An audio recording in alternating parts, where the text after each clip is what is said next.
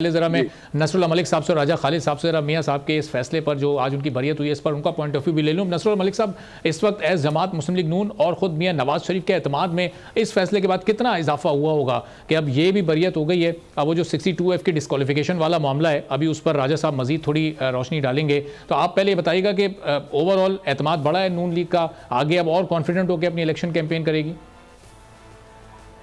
دیکھیں میں سمجھتا ہوں کہ مسلم لیگ نون کا اعتماد اسی دن بڑھ گیا تھا جس دن 9 مئی کے واقعات ہوئے تھے, کیونکہ اس وقت تحریک انصاف شدید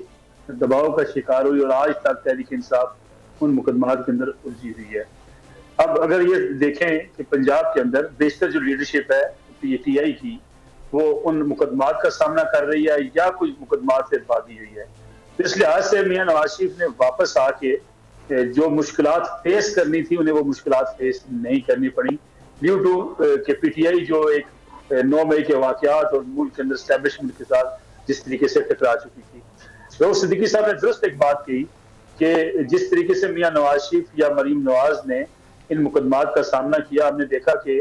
پاکستان تحریک انصاف اس طریقے سے اپنے خلاف ہونے والے مقدمات کا سامنا کرنے کے لیے تیار نہیں آئی. 134 جو ہے بار میاں نواز شریف پیش ہوئے احتساب عدالت 1 اور احتساب عدالت 2 کے بعد, اور تقریباً 183 کے قریب سماعتیں تھیں جس میں سے کچھ سماعتوں کی وجہ سے انہیں استثناء دیا گیا. تو میں سمجھتا ہوں جس طریقے سے نیب کے یہ مقدمات تھے, اگرچہ بارہا میاں نواز شریف سے کہا گیا اور آپ کو یاد ہوگا ایک نشست میں سابق army chief general Qamar Javed Bajwa نے بھی کہا تھا کہ ہم نے تو پرائم منسٹر سے کہا تھا کہ وہ بے شک پیش نہ ہو, احتساب کے جو بلایا جا رہا ہے ان کو اس حوالے سے وہ نہ ہو جا کے اپنے آپ کو پیش کریں, کیونکہ ان پاناما کے پیپرز کے ساتھ ان کا نام ان کا نہیں تھا. لیکن میاں نواز شریف نے کہا کہ نہیں وہ عدالتوں میں پیش ہونا چاہتے ہیں,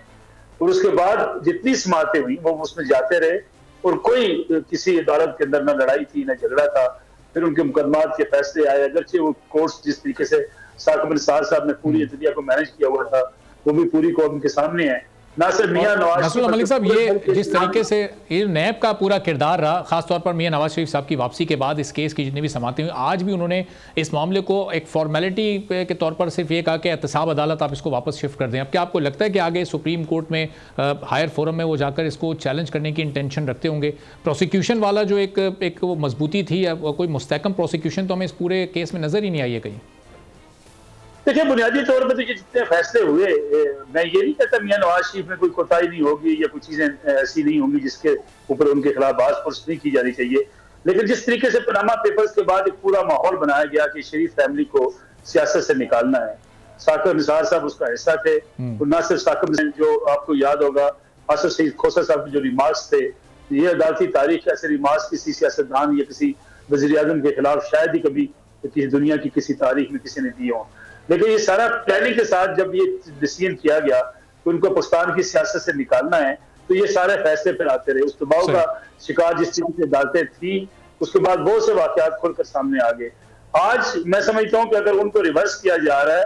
اچھی بات ہے, ایسی چیزیں ہونی چاہیے, اور اگر آج بھی کوئی غلط مقدمات بن رہے ہیں میں سمجھتا ہوں ان کو بھی روک دیا جانا چاہیے. دیکھیں پولیٹیکل وکٹمائزیشن کے مقدمات نہیں ہونے چاہیے. رؤوف صدیقی صاحب بھی سے اتفاق کریں گے, کسی کا بازو مروڑنے کے لیے, کسی کو سیاست سے ان کرنے کے لیے, کسی کو آؤٹ کرنے کے لیے ان کے اوپر ایسے مقدمات سیاسی کرپشن کے مقدمات نہیں بنانے چاہیے, کیونکہ بعد میں ایسے مقدمات سٹینڈ نہیں کر پاتے.